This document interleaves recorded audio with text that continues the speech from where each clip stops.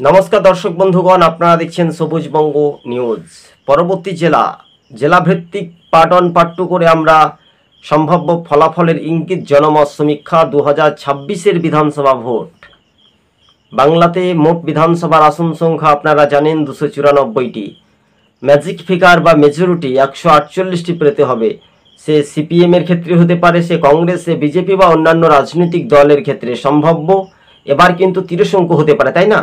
কিন্তু পরবর্তী জেলা চলে আসবো মালদা জেলা। মালদা জেলাতে মোট আসন সংখ্যা আপনারা জানেন 12টি। তাহলে বিজেপি কয়টি আসন পেতে পারে, কংগ্রেস কয়টি আসন পেতে পারে সম্ভাব্যত, তৃণমূল কংগ্রেস কয়টি এবং সিপিএম বা অন্যান্য রাজনৈতিক দলগুলো।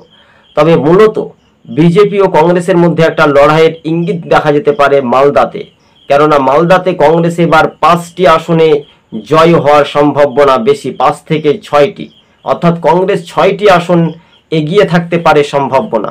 তবে হ্যাঁ, মালদা জেলার যে একটা পরিচয় মুখ হিসেবে সেখানে বাম ভোট কত পার্সেন্ট পড়তে পারে, বা সেখানে রাজ্যের শাসক দল তৃণমূল সেখানে কিন্তু অনেকটাই পিছিয়ে থাকতে পারে।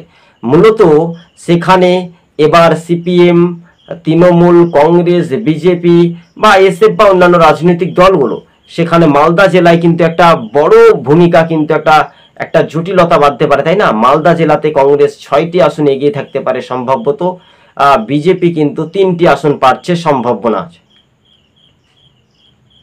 এবং বামেরা পেতে পারে 1টি আসন সম্ভাব্যত। এখানে তৃণমূল কংগ্রেস 2টি আসনে এগিয়ে থাকার সম্ভাবনা বেশি, কিন্তু খুব জোর হলে তৃণমূল এখানে খাতা খুলতে পারবে না। তবে সমীক্ষাটা যদি আমরা একটু ঘুরিয়ে যদি বলি, তাহলে কংগ্রেস সেখানে কিন্তু একটা ভালো মাপের একটা ফ্যাক্টর হয়ে সে বিশেষ করে বিজেপি কিন্তু 4টি আসনে এগিয়ে থাকতে পারে। 6 আর 4 10 যদি আমরা দেখি, তাহলে বামেরা পাচ্ছে 2টি আসন সম্ভাবনা, এটাও বলা যেতে পারে বা বোঝা যেতে পারে। দেখুন, মালদা জেলাতে তৃণমূল কিন্তু কোনো আসনে খাতা খুলতে নাও পারে। এই সমীক্ষাটা দেখে একটু অনুমান করানো হচ্ছে, তাই না? তো এবার মালদা জেলায় কি হতে পারে? 12টি বিধানসভা আসনের মধ্যে এই মুহূর্তে 6টি আসনে কংগ্রেসের এগিয়ে থাকার সম্ভাবনা বেশি। অন্যদিকে বিজেপি 4টি আসন পাচ্ছে, বামেরা কিন্তু 2টি আসন। তাহলে কি তৃণমূল আসন পাবে না? এই সমীক্ষাটা দেখে আপনাদের মতামত কি মনে হচ্ছে?